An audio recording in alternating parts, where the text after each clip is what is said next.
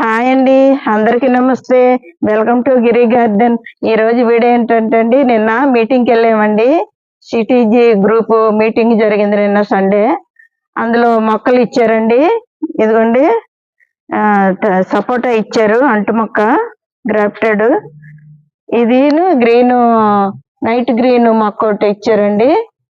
మనకి అక్కడికి వచ్చిన ఫ్రెండ్స్ ఇచ్చారు ఇవన్నీను.